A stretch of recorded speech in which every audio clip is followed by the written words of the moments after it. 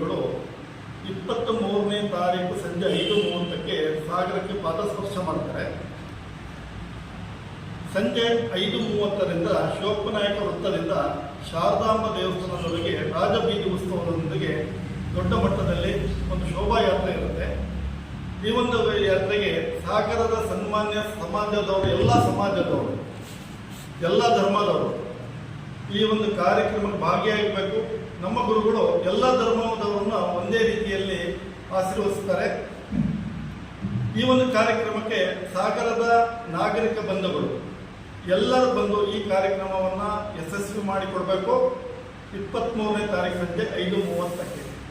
ಅದೇ ರೀತಿ 24ನೇ ತಾರೀಕು ವಾಣಿಜ್ಯ ಸಂಕೀರ್ಣದ ಉದ್ಘಾಟನೆ ಹಾಗೂ ಅಷ್ಟಬಂಧ ಪುನರ್ ಪ್ರತಿಷ್ಠಾಪನೆ, ತತ್ವ ಕಲಾಭಿವೃದ್ಧಿ ಹೋಮ ಹಾಗೂ ಸಹಸ್ರ ಗಣ ಹೋಮ ಇವೆಲ್ಲ ಕಾರ್ಯಕ್ರಮಗಳು ಶ್ರೀ ವಿಧುಶೇಖರ ಭಾರತೀ ತೀರ್ಥ ಸ್ವಾಮಿಗಳ ಆಶೀರ್ವಾದದೊಂದಿಗೆ ಪ್ರಾರಂಭ ಆಗಿ ಆನಂತರದಲ್ಲಿ ಅವರಿಂದ ಆಶೀರ್ವಚನ ಕಾರ್ಯಕ್ರಮ 24ನೇ ತಾರೀಕು ಇರುತ್ತೆ. ಈ ಒಂದು ಕಾರ್ಯಕ್ರಮಕ್ಕೆ ಸಾಗರದ ಸಮಸ್ತ ನಾಗರಿಕರು ಬಂದು ಗುರುಗಳ ಆಶೀರ್ವಾದ ಪಡೆದು ಎಲ್ಲರಿಗೂ ಒಂದು ಎಲ್ಲ ರೀತಿಯ ಆರೋಗ್ಯ, ಆಯುಷು ಎಲ್ಲವನ್ನು ಸಿಗಲಿ ಅಂತ ಹಾರೈಸ್ತಾ ಈ ಒಂದು ವಿಚಾರವನ್ನು ಎಲ್ಲ ಪತ್ರಿಕಾ ಮಾಧ್ಯಮದವರು ಎಲ್ಲ ಕಡೆನೂ ಹೆಚ್ಚಿನವಾಗಿ ಕಾರ್ಯಕ್ರಮ ಇರುತ್ತೆ. ಸಮಾಜದ ಮಾಜಿ ಅಧ್ಯಕ್ಷರುಗಳು ಹಾಗೂ ಪರ ಊರಿನ ಅಧ್ಯಕ್ಷರುಗಳನ್ನು ಗೌರವ ಕೊಡುವಂಥ ಕಾರ್ಯಕ್ರಮ ಇರುತ್ತೆ. ಇದು ಶೃಂಗೇರಿ ಗುರುಗಳ ಸಮ್ಮುಖದಲ್ಲಿ ನಡೆಯುತ್ತೆ. ಆನಂತರದಲ್ಲಿ ಭೋಜನದ ಕಾರ್ಯಕ್ರಮ ಇರುತ್ತೆ. ಅದೇ ರೀತಿ 24ನೇ ತಾರೀಕು ಭೋಜನದ ವಿಚಾರ ವ್ಯವಸ್ಥೆ ಇರುತ್ತೆ. ಎಲ್ಲರೂ ಸಹ ಒಂದು ಈ ಕಾರ್ಯಕ್ರಮ ಇಡೀ ಸಾಗರದ ನಾಗರಿಕರು ಸರ್ವ ಧರ್ಮದವರು ಭಾಗವಹಿಸಿ ಈ ಒಂದು ಕಾರ್ಯಕ್ರಮವನ್ನು ಯಶಸ್ವಿ ಮಾಡಿಕೊಡ್ಬೇಕು.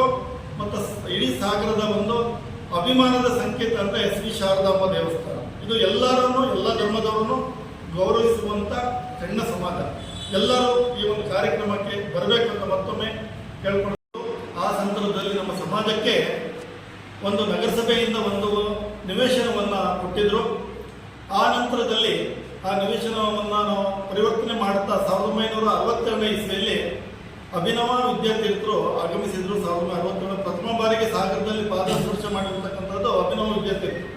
ಪ್ರಥಮವಾಗಿ ನಮ್ಮ ದೇವಸ್ಥಾನಕ್ಕೆ ಬಂದಿರತಕ್ಕಂಥದ್ದು. ಆ ಒಂದು ಸಣ್ಣ ಗರ್ಭಗುಡಿ ಇತ್ತು.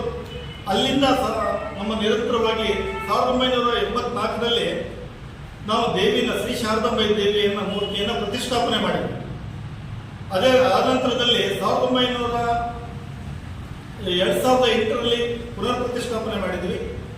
ಆನಂತರದಲ್ಲಿ ಸಭಾಮಂದಿರವನ್ನು ಉದ್ಘಾಟನೆ ಕಾರ್ಯಕ್ರಮವನ್ನು ಭಾರತೀಯ ತೀರ್ಥ ಮಹಾಸ್ವಾಮಿಗಳು ನಿರ್ವಹಿಸಿದ್ರು. ಅದೇ ರೀತಿಯಲ್ಲಿ 2019ರಲ್ಲಿ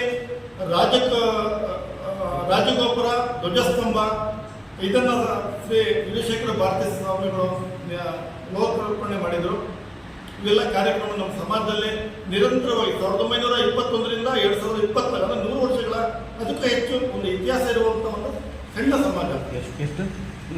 ಎಲ್ಲರನ್ನೂ ಪ್ರೀತಿ ವಿಶ್ವಾಸದಿಂದ ಇಡೀ ಸಮಾಜವನ್ನು ಕಟ್ಟುವಲ್ಲಿ ನಮ್ಮ ಹಿರಿಯರು ಮತ್ತು ಈಗಿನ ಒಂದು ಸಮಿತಿ ಎಲ್ಲರೂ ವಿಶ್ವಾಸವನ್ನು ಒಂದು ಎಲ್ಲ ಕಾರ್ಯಕ್ರಮಗಳನ್ನು ಹಮ್ಮಿಕೊಂತೀವಿ. ನಮ್ಮ ದೇವಸ್ಥಾನದಲ್ಲಿ ಯಾವುದೇ ಒಂದು ನವರಾತ್ರಿ ಕಾರ್ಯಕ್ರಮಗಳು ಆದರೂ ಸರ್ವರನ್ನು ನಾವು ಒಂದು ಹವನ ಪತ್ರಿಕೆಯನ್ನು ಕೊಟ್ಟೆ ಕಾರ್ಯಕ್ರಮವನ್ನು ಇದು ಮಾಡ್ತೀವಿ. ಪ್ರಥಮವಾಗಿ ಶೃಂಗೇರಿ ಗುರುಗಳಿಗೆ ಆ ಒಂದು ಹವನ ಪತ್ರಿಕೆ ಕೊಟ್ಟ ನಂತರ ಕಾರ್ಯಕ್ರಮಗಳು ವ್ಯವಸ್ಥಿತವಾಗಿ ಮುಂದುವರಿತಾ ಹೋಗುತ್ತೆ.